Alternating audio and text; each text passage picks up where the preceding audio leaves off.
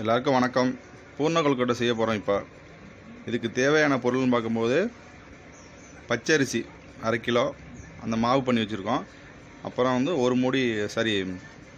ஒரு தேங்காய் மாங்காய் பச்சை முட்டை சுண்டு. எல்லாருக்கும் வணக்கம். இது பூர்ண கொழுக்கட்டை செய்கிறதுக்கான வழிமுறை எப்படின்னு சொல்லித்தர போகிறேன். இதுக்கு தேவையான பொருட்கள் 1/2 கிலோ அரிசி மாவு எடுத்துருக்கோம், ஒரு தேங்காய், தேவையானது வெல்லம், 1/4 கிலோ கடலப்பருப்பு அவிச்சு வச்சுருக்கோம். இதில் நம்ம பாவு செஞ்சு அதை மிக்ஸ் பண்ணி எப்படி செய்கிறதுங்கிறத நம்ம காட்ட போகிறோம். இப்போ பார்த்திங்கன்னா அந்த மாவு ரெடி ஆகிடுச்சு.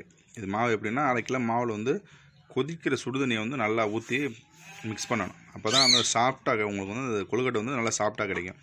இதோட மசாலா அது ரெடி பண்ணி ஸ்வீட்டு பருப்பு ப்ளஸ் நம்ம காட்டின வெல்லம் இருக்குல்ல, ரெண்டையும் போட்டு மிக்ஸ் பண்ணி வச்சுருக்கோம். இப்போ அதை எப்படி செய்கிறதுங்கிறத பார்ப்போம். இது எப்படி இப்போ கொழுக்கட்டைக்கு செய்கிறதுங்கிறத பார்க்குறோம்.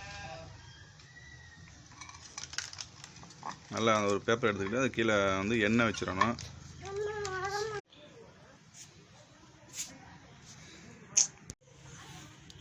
இப்போ எப்படி செய்கிறதுங்கிறத பார்க்குறோம்.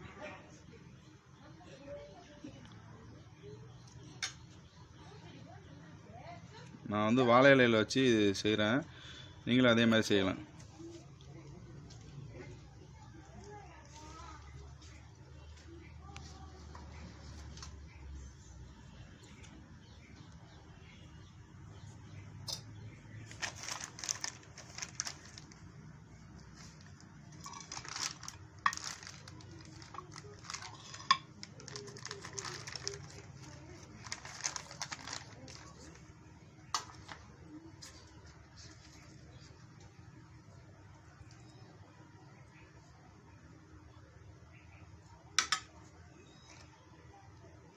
அப்படியே மடித்து அப்படியே வைக்க வேண்டியதான்.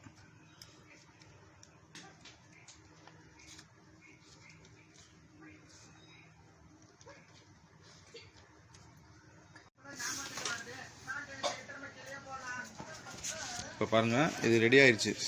இதை வச்சு அவிக்கிறது தான். இது இட்லி செட்டில் வச்சு அவிக்க வேண்டியதான். இது நார்மலாக உள்ளது. இது இலையில் வச்சு வாழையில் வச்சு யூஸ் பண்ணி நம்ம இது பண்ணியிருக்கோம். இது எப்படி இருக்குன்னு பாருங்கள். எப்படி இருக்குது பாருங்கள் உள்ள. இது அவிச்சதுக்கப்புறம் செம்ம டேஸ்ட்டாக இருக்கும் அந்த வாழை இலையில் இருக்கிறதுனால. இது அவிச்சதுக்கப்புறம் எப்படி இருக்குன்னு பார்க்கலாம். இப்போ பாருங்கள், அருமையாக வெந்திருக்குது. இப்போ வேக வச்சு எடுத்தாச்சு. இது எப்படி இருக்குன்னு பார்ப்போம்.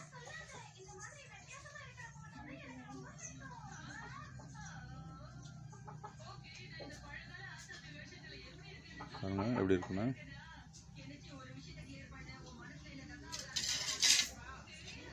அப்படியே சாப்பிட்டு பார்க்க வேண்டியதான்.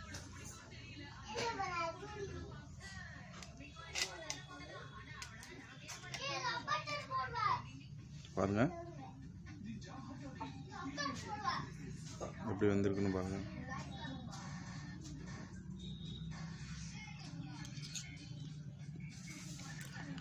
இதே மாதிரி நீங்கள் வீட்டில் செஞ்சு பாருங்கள். டேஸ்ட் எப்படி இருக்குன்னு சொல்லுங்கள்.